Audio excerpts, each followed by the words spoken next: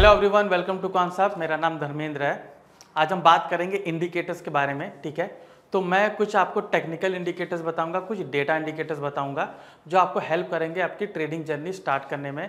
अगर आप already trade करते हैं तो ये इंडिकेटर्स आपको काफ़ी हेल्प करेंगे। ठीक है, कुछ डेटा बेस इंडिकेटर्स यूज़ कीजिए, कुछ टेक्निकल बेस इंडिकेटर्स यूज़ कीजिए और उसका एक अच्छा खासा सेटअप बना के एनालिसिस करके आप एक अच्छा ट्रेड बना सकते हैं। ठीक है, तो चलिए पहले डिस्कस करते हैं कि किस तरीके से लोग टेक्निकल इंडिकेटर्स यूज करते हैं, फिर मैं आपको डेटा इंडिकेटर्स पे ले जाऊंगा। ठीक है, तो अगर मैं टेक्निकल इंडिकेटर्स पे मैं बात करूं, ठीक है, जस्ट अ मिनट। तो अगर मैं टेक्निकल इंडिकेटर्स पे बात करूं, यहां पर हम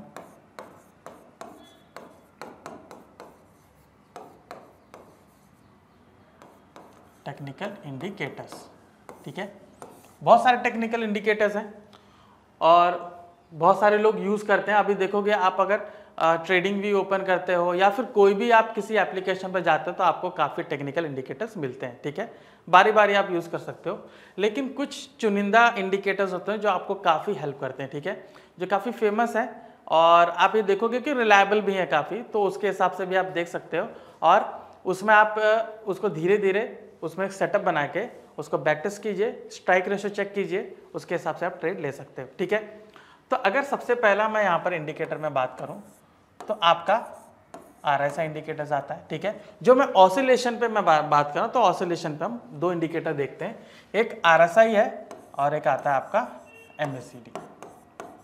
ठीक है, ये डाइवर्जेंस की बात होती है। तो RSI में भी आप देखोगे आपको ज्यादातर यहां पर ओवरबॉट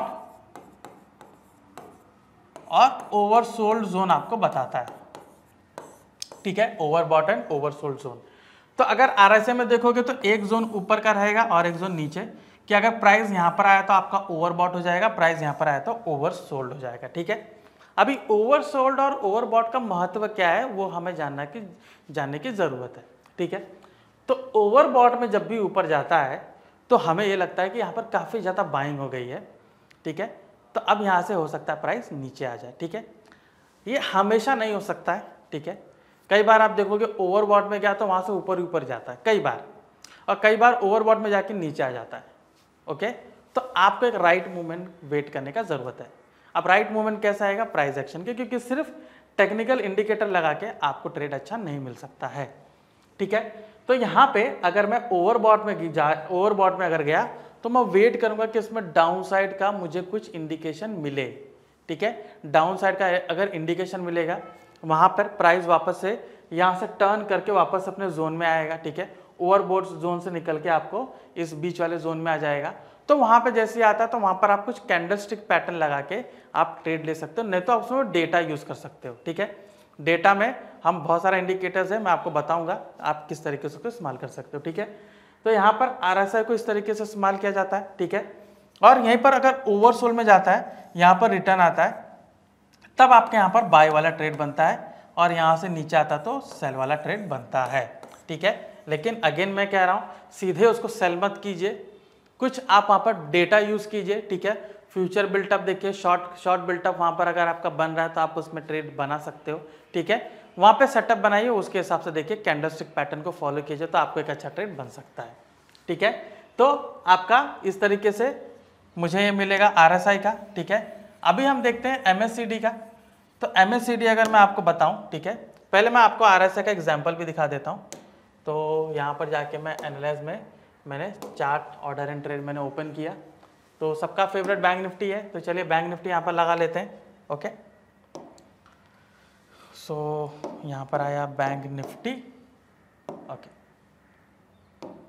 ठीक है, बैंक निफ्टी है यहाँ पर, इसको 3 मिनट का टाइम फ्रेम लगा लेते हैं। ज़्यादातर मैं इसमें जब भी हम ट्रेड बनाते हैं तो 3 मिनट वाले में थोड़ा मैं ज़्यादा देखता हूँ। तो यहाँ पर देखिए, ये नीचे MACD है, यहाँ पर RSI इंडिकेटर ऐड करते हैं। ठीक है, तो यहाँ पर आ गया आपका RSI रिलेटिव स्ट्रेंथ इंडेक्स। तो जो मैं आपको कह रहा था, यहाँ पर आप देख सकते हो क्लियरली कैसे ओवरबॉट में गया, तो यहाँ पर आप देख सकते हो चार्ट में ये ओवरबॉट जोन में गया। ओके, और यहाँ से किस तरीके से वो नीचे आया। ऑलराइट, देख सकते हो उसी को टच करके नीचे आया। ओके। यहाँ पे फिर आप देख सकते हो कैसे ओवरसोल्ड में गया, उसी को टच करके ऊपर गया, लेकिन देखो वापस से नीचे आया। तो इसलिए मैंने कहा कि कुछ हमें प्राइस एक्शन देखना चाहिए, कुछ कैंडल का स्ट्रेंथ देखिए, ठीक है। बहुत ज़्यादा बड़ी कैंडल है तो वहाँ ट्रेड लेना थोड़ा बहुत ही ज़्यादा डेंजर होता है, बिकॉज स्टॉप लॉस बड़ा हो जाता है, ठीक है।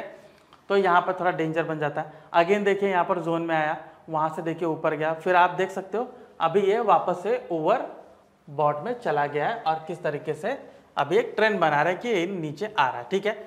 अभी मैं क्या करूँगा यहाँ पर, अगर मुझे ट्रेड बनाना है तो मैं देख रहा हूँ कि ये मेरा एक पूरे तरीके से रेजिस्टेंस का जोन है, ठीक है। तो हो सकता है कि वहाँ पर वो नीचे आए, तो मैं यहाँ पर क्या वेट करूँगा कि प्राइस एक्शन मुझे कुछ मिले, ठीक है। यहाँ पर मुझे इवनिंग स्टार एंगल्फिंग या फिर आप देखोगे कुछ पियर्सिंग पैटर्न कुछ ऐसा मुझे बने तो मैं यहाँ पर ले सकता हूँ, ऑलराइट। या फिर हेड एंड शोल्डर का कुछ पैटर्न बने। अभी हेड एंड शोल्डर का तो 3 मिनट वाले में लंबा टाइम लेगा, तो 1 मिनट में मैं देख लूँगा कि वैसा कुछ पैटर्न बने, ठीक है। अभी आता है आपका MACD, तो मूवी ये आपका डाइवर्जेंस के ऊपर काम करता है, ठीक है। बहुत सिंपल फंडा इसका होता है। इसमें क्या है, इसमें देखिए जैसे कि आप यहाँ पर देख सकते हो, ऑलराइट। ये यहाँ पर आपको यहाँ पर मूविंग एवरेजेस भी आपको आते हैं, ठीक है। तो यहाँ पर आपको ग्रीन और येलो लाइन यहाँ पर दिखती है, ठीक है। ज़्यादातर लोगों का कंसेप्ट क्या होता है कि अगर नीचे तो मार्केट नीचे रहेगा, ये ऊपर है तो आपका मार्केट ऊपर रहने की संभावना है, ठीक है। तो अगर इसको ज़्यादातर लोग अगर इंट्राडे में देखेंगे तो क्रॉसओवर में ट्रेड करते हैं, ठीक है। क्रॉसओवर में ट्रेड करते हैं कि नीचे है तो क्रॉसओवर होता है तो मैं नीचे की ओर ट्रेड लूंगा, और ऊपर अगर क्रॉसओवर होता है तो मैं ऊपर की ओर ट्रेड मेरा बनता है, ठीक है। इंट्राडे में इस तरीके से लोगों का कंसेप्ट होता है। लेकिन अगर आप इसी चीज़ को ब्रॉडर व्यू में लेके जाते हो, मतलब थोड़े बड़े टाइम फ्रेम में, तो आपको एक अच्छा व्यू मिलता है, ठीक है। यहाँ पर आपको दिखा देते हैं, ऑलराइट। तो हमें ऐसा लगता है कि बाजार है तो ऊपर की ओर रहने की संभावना है। तो देखिए जैसे मैंने आपसे कहा कि ये ऊपर की ओर जाता है तो बाजार ज़्यादातर ऊपर की ओर रहने की संभावना है। तो यहाँ पर आप क्लियरली देख सकते हो कि यहाँ से ऊपर की ओर गया है, तो ये देखिए 50,440 का लेवल था, उसी को ब्रीच करके ऊपर गया, राइट नाउ 51,200 है।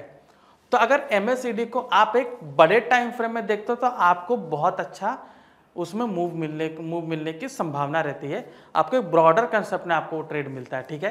तो उसमें सक्सेस होने के चांसेस ज़्यादा होते हैं। छोटे वाले टाइम फ्रेम में जाओगे तो बाय सेल बहुत देगा, आपको n नंबर ऑफ ट्रेड हो जाएंगे, ब्रोकरेज आपका ज़्यादा हो जाएगा और आपको उतना बड़ा ROI भी नहीं मिलेगा, ठीक है। तो बड़े टाइम फ्रेम में देखिए कितना स्मूथ हो गया।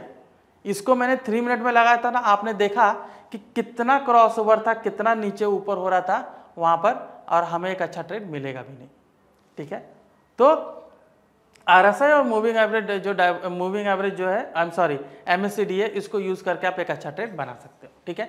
अभी आते हैं मूविंग एवरेज क्रॉसओवर पे, ठीक है। सो बहुत से लोग क्या करते हैं, मूविंग एवरेज क्रॉसओवर लेते हैं, ठीक है। ये तो ऑसिलेशन बेस्ड हो गया। अभी अगर चार्ट पे मैं देखूं, ठीक है, मूविंग एवरेज, ये सबसे सिंपल होता है, ठीक है। इसमें ये लोग क्या करते हैं, SMA EMA 20 50 30, कुछ लोग 9 भी लेते हैं, कुछ लोग 7 भी लेते हैं, ठीक है, कुछ लोग 10 भी लेते हैं।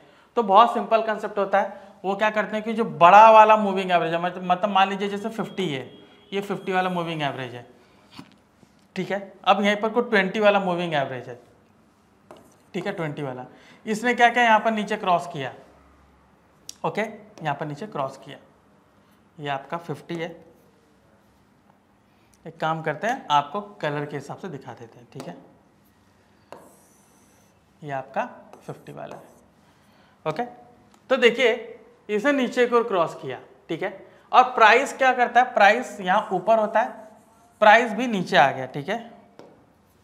प्राइस ऐसे नीचे आ गया, ठीक है। तो लोग क्या करेंगे कि ये नीचे ब्रेकडाउन किया है, तो मैं यहाँ पर वो लोग क्या करेंगे, एक सेल ऑर्डर बनाएंगे, एक सेल ऑर्डर बनाएंगे। तो मूविंग एवरेज का कंसेप्ट ऐसा होता है, ठीक है।